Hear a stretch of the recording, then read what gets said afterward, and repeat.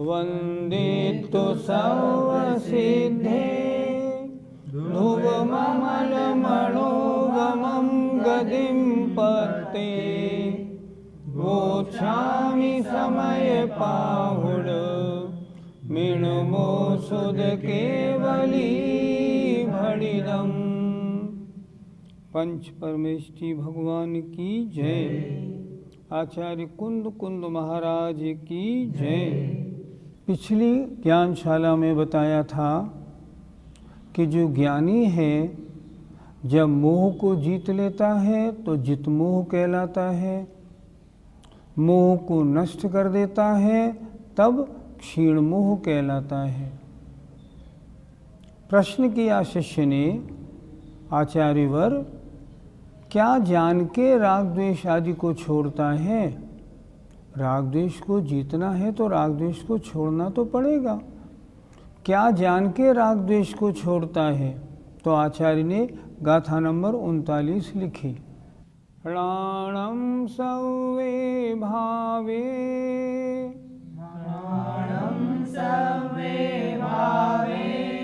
पचखाई परे तिड़ादूण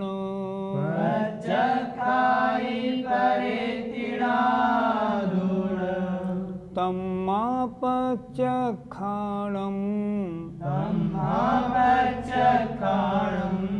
राणम नियमामुळे दवम्। बोलिए। राणम सवे भावे पचखाई परे तिड़ादूणम् तम्मा पचखाणम राणम नियमामुळे दवम्। आइए शब्दार्थ समझते हैं। राणम माने ज्ञान। ज्ञान क्या मतलब? आत्मा। सवे भावे सभी भावों को, पचखाई छोड़ देता है, परेति पर है णादूण जानकर। राणम माने ज्ञान माने आत्मा राग आदि सभी विभाव भावों को पर है ऐसा जानकर छोड़ देता है। तम्मा इस कारण पचखाणम प्रत्याख्यान है णाणम ज्ञान ही नियमा नियम से मुणिदव्वो ऐसा जानना चाहिए। छोड़ने का मतलब क्या हुआ? क्या बता रहे हैं?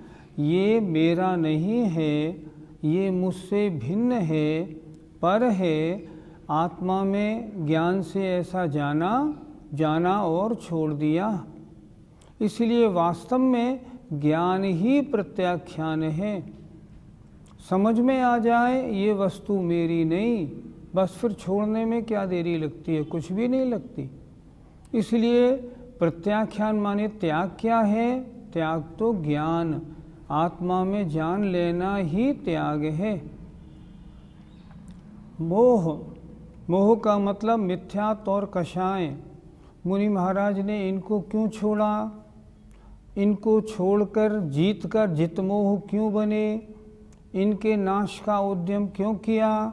क्योंकि ये पर हैं, ये मेरे स्वभाव नहीं, इसलिए इनको छोड़ना है। बस ज्ञान में ऐसा समझा, निर्णय बनाया और उसको छोड़ दिया। फिर देखें एक बार।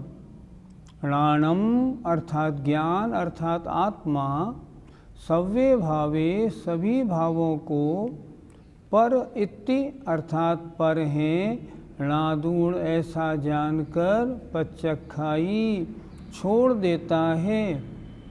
पचखाई माने प्रत्याख्यान अर्थात प्रत्याख्यान माने त्याग, छोड़ देता है।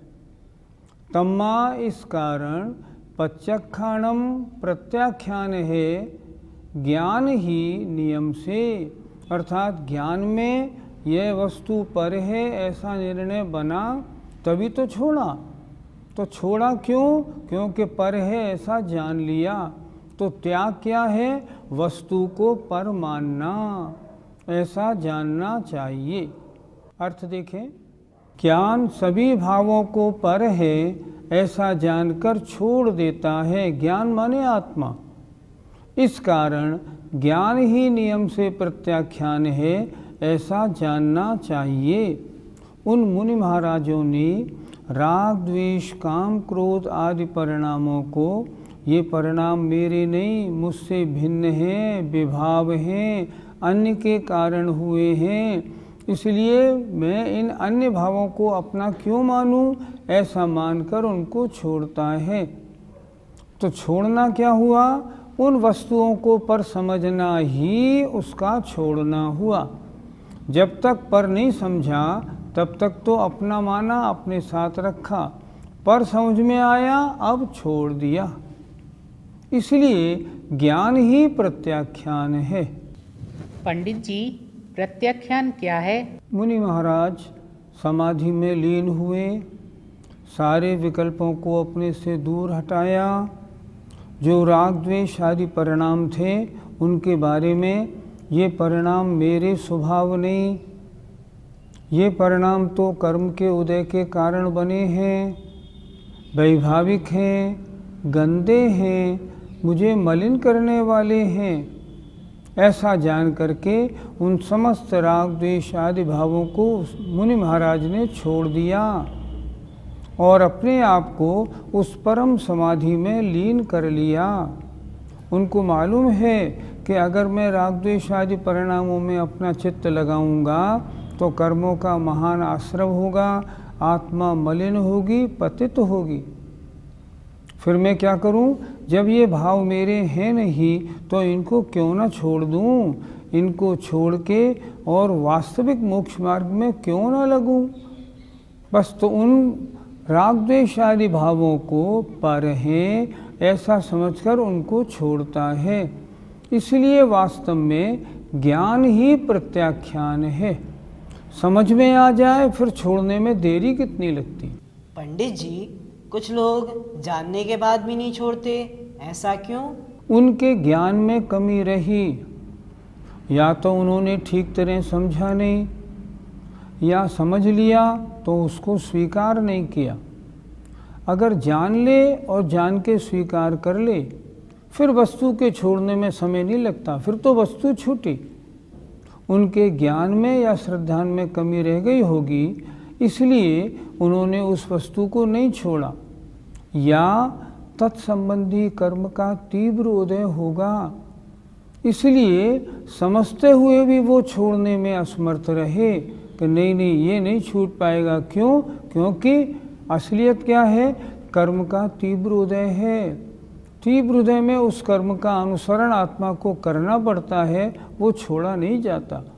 इसलिए नहीं छोड़ने का कारण या तो उन्होंने समझा नहीं, किसी ने उनको ठीक समझाया नहीं, या उन्होंने ठीक से स्वाध्याय नहीं किया, या समझ लिया तो उसको माना नहीं।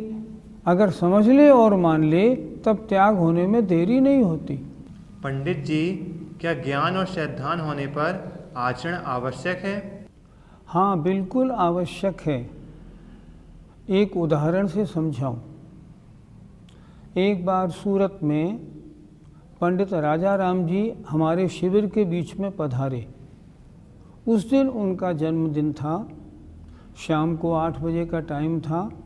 वे ऊपर आए, सब लोगों ने उनका स्वागत किया। लोगों ने हमसे कहा, पंडित जी से कुछ पूछिए तो। हमने पंडित जी से कुछ पूछा, उन्होंने उनके बहुत अच्छे उत्तर दिए। उत्तर देने के बाद हमने एक प्रश्न और पूछा, नीचे से ऊपर आने में 35 सीढ़ियाँ हैं, आपकी उम्र 82 वर्ष की है, आप बिना रुके 35 सीढ़ी चढ़ के ऊपर आ गए, ज़रा भी आपको रुकना नहीं पड़ा, क्या आपकी हड्डियों में अभी कोई समस्या नहीं होती? इसका कारण क्या है? पंडित जी ने क्या उत्तर दिया? पंडित जी ने उत्तर दिया, मैं प्रतिदिन आधा चम्मच हल्दी और आधा चम्मच मेथी सुबह खाली पेट लेता हूँ। उसके लेने से आज तक मेरे शरीर की किसी भी हड्डी में कोई दर्द नहीं हुआ। उन्होंने तो ये बात कह दी। सभा में 200-400, 100-200 लोग थे, सबने ये बात सुनी। जब हमारे शिविर का समापन हुआ तो एक 28 वर्ष के नवयुवक वहाँ आए। मंच पर उन्होंने अपने भावों की अभिव्यक्ति प्रकट की। उन्होंने बताया, इस शिविर में मुझे आत्मा के लिए और शरीर के लिए बहुत कुछ मिला। हमने तुरंत प्रश्न किया, शरीर के लिए तो हम यहाँ शिविर में पढ़ाते नहीं, शरीर के लिए आपको कैसे मिल गया? उन्होंने बताया, वो पंडित राजा राम जी आए थे ना, उन्होंने जो बताया था ना, हड्डियों के दर्द के लिए आधी चम्मच पिसी हुई हल्दी और आधी चम्मच पिसी हुई मेथी रोज़ सुबह लेने से दर्द नहीं रहता। मैंने उनको सुना और मुझे उनकी बात पे विश्वास हो गया। यहाँ शिविर से जब मैं घर पे गया तो मैंने पत्नी को रात को ही उठा के बोला, पहले हल्दी और मेथी पीस के रखो, मुझे सुबह लेनी है, अब मैं रोज़ लिया करूँगा। अब देखिए, पंडित जी की बात सुन के तो ज्ञान हुआ उन्हें, और उन्होंने पंडित जी को इतनी सीढ़ियाँ चढ़ते हुए देखा, उन्हें श्रद्धान भी हो गया। हाँ बिल्कुल, बात तो बिल्कुल ठीक है। तो कार्य हुआ कि नहीं हुआ? क्यों नहीं होगा? आप लोग हमारे संस्थान के छात्र हैं। आप लोगों को मालूम है कि बीएड या एमएड करने के बाद तुरंत सरकारी नौकरी मिलती है। तो आप बीएड और एमएड में कितनी मेहनत करते हो कि नहीं? करते हैं। क्यों करते हैं? हमने जान लिया है कि बीएड एमएड लिए बिना सरकारी नौकरी नहीं मिलती, इसलिए हम पूरी मेहनत करते हैं ताकि हमें सरकारी नौकरी मिल जाए। इसी तरह अगर किसी ने सही जाना और श्रद्धान भी ठीक कर लिया तो आचरण फौरन होता है, कोई टाइम नहीं लगता। इसलिए ज्ञान और श्रद्धान के बाद आचरण आवश्यक है। एक बात और, अगर आप तदनुसार क्रिया नहीं कर रहे हैं, इसका मतलब आपके ज्ञान या श्रद्धान में कमी है। जब मान्यता बन गई और ज्ञान हो गया, अब आचरण क्यों नहीं? होगा ही होगा। पंडित जी, स्वसंवेदन कब होता है? जब आत्मा में लीन हुआ जाता है, समस्त विकल्पों को छोड़ दिया जाता है, तब स्वसंवेदन होता है। लिखा है उन्होंने, सर्वम निराकृत्य विकल्प जालम, सारे विकल्प जालों को दूर करके। ये विकल्प जाल कैसे हैं? संसार कांतार निपात हेतुम, संसार रूपी जंगल में पतन के कारण हैं। विविक्तुमात्मान अवेक्ष्यमाणो, इन सब से दूर होकर के अपनी आत्मा को देखो। निलीय से तुम परमात्म तत्वे, अपने शुद्ध आत्म तत्व में लीन हो जाओ। इसे कहते हैं स्वसंवेदन। आत्मा का चिंतन बराबर चलता है। या तो वो क्या करेगा, जिन वस्तुओं से राग द्वेष है उनको चिंतन में लाएगा, और अगर किसी वस्तु से राग द्वेष नहीं है, सब वस्तुओं से परे हो गया है, दूर हो गया है, तब क्या करेगा? अपनी आत्मा का चिंतन करेगा। तो स्वसंवेदन क्या है? समस्त विकल्प जालों को छोड़कर अपनी आत्मा में लीन होने का नाम स्वसंवेदन है। इसमें अपनी आत्मा में वह साधु लीन हो जाता है। पंडित जी, ज्ञानी और अज्ञानी में अंतर क्या होता है? अपने हित की कोई बात जानकर, सुनकर और उस पर विश्वास करके जो अपने हित की बात में जुट जाता है, ये मेरे हित की बात है, मैं इसको अभी तुरंत करता हूँ, ऐसे जो जुट जाता है वो ज्ञानी है। और जो हित की बात सुने, अपने फायदे की बात सुने, फिर भी उस ओर न लगे, वो अज्ञानी है। ज्ञानी और अज्ञानी में यही तो अंतर है। ज्ञानी तो सुनता है, समझता है और चल पड़ता है। अज्ञानी कितना ही सुनाओ, कितना ही समझाओ, उस पर असर नहीं पड़ता, वो तो अपने पुराने ढर्रे पर चलता ही रहता है। आज तक तो हम अज्ञानी बने रहे। आचार्यों ने, गुरुओं ने, जिनवाणी माँ ने बहुत बार हमसे कहा, राग द्वेष आदि परिणामों को छोड़ो, ये तुम्हारे स्वभाव नहीं, लेकिन हम ऐसे अंधे बने रहे, हमने उनको नहीं छोड़ा। आज आचार्य कुंद महाराज हमको ज्ञान दीप जलाकर दिखा रहे हैं कि ये तेरे भाव नहीं है, इनको छोड़। अगर तू नहीं छोड़ेगा तो संसार में तेरी भटकन निरंतर होती रहेगी। अगर ज्ञानी बनना है तो राग द्वेष आदि परिणामों को छोड़ना है। अज्ञानी बने रहना है तो जैसे अनंत काल गुजरा ऐसे और गुजारना है। पद्यानुवाद देखिए। मिथ्यात्व रागमय भाव विभाव सारे, यो जान ज्ञान इनको जड़ से निकारे। हो प्रत्यख्यान फलत निज ज्ञान प्यारा, मेरा उसे नमन हो सत कोटि बारा। ज्ञानी यह परभाव है, ये समझकर मानकर कैसे छोड़ता है। आचार्य स्वयं एक उदाहरण दे रहे हैं गाथा नंबर 40 में। जह राम को भी पूरी सो, जय राम को विपुल सो, पर दव मिणंति जानी तुम चयदी। पर दव मिणंति जानी तुम चयदी। तह सवे पर भावे, तह सवे पर भावे। णादूण विमुंच देणाणी, नादूण विमुंच देणाणी। बोलिए। जय राम को विपुरी सो, पर दव मिणंति जानी तुम चयदी। तह सवे पर भावे, णादूण विमुंच देणाणी। आइए शब्दार्थ देखते हैं। जह माने जैसे, नाम माने कोई नाम वाला, को भी पुरुष हो कोई पुरुष, किसी भी नाम वाला कोई व्यक्ति। परदव मिणमति जानिदुम चयदी। परदव मिणमति यह परद्रव्य है ऐसा, जानिदुम जानकर, चयदी छोड़ देता है। हमें और आपको भी मालूम पड़ जाए ये वस्तु मेरी नहीं है, उसको हम तुरंत छोड़ते हैं कि नहीं छोड़ते हैं? छोड़ देते हैं।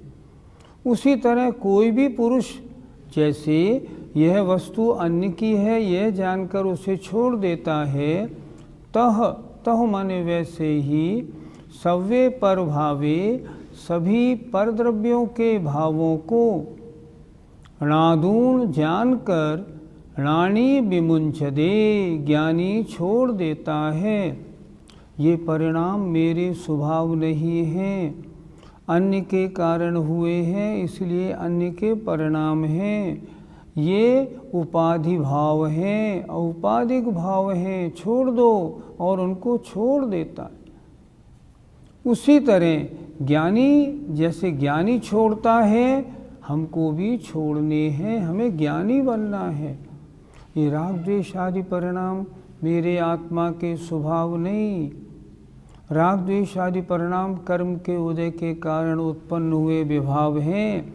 ये कर्म के कारण हुए हैं, कर्म के हैं, इसलिए इनको छोड़ दो, छोड़ देता है। फिर देखें, जहणाम को भी पुरुषो, जैसे नाम वाला कोई पुरुष, परदव मिणमति यह परद्रव्य है ऐसा जानकर जानिदुम चयदी छोड़ देता है। तह माने उसी प्रकार सव्य परभावे समस्त परभावों को णादूण जानकर ज्ञानी छोड़ देता है। अर्थ देखें, जैसे कोई नाम वाला पुरुष यह परद्रव्य हैं ऐसा जानकर उन्हें छोड़ देता है, वैसे ही ज्ञानी भी सभी परद्रव्यों के भावों को जानकर उनको छोड़ देता है। पंडित जी, इसको एक उदाहरण देकर समझा दीजिए। आप सभी छात्र लोग क्लास ख़त्म हुई तो अपने रूम में जाने लगे। आपने क्या किया, पुस्तक उठाई और ली और चल दिए। कमरे में आप गए, आपने किताब उठा के रख दी। वो किताब आपकी नहीं थी, दूसरे की थी।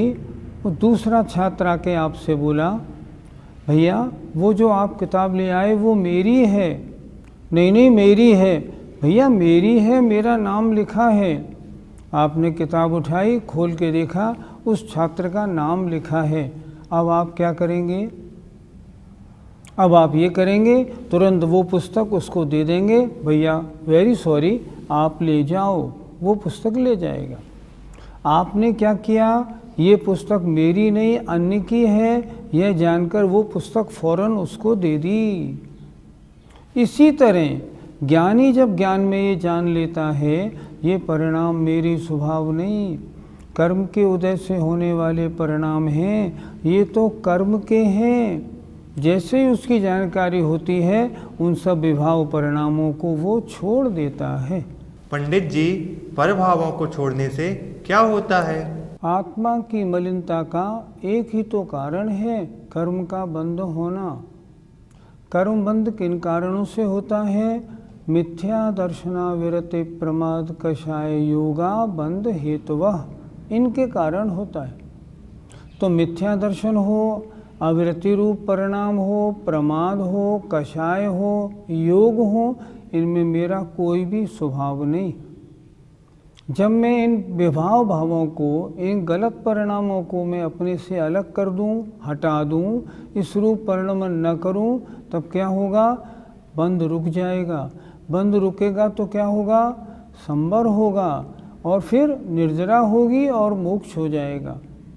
संसार के कारण तो ये परिणाम ही हैं।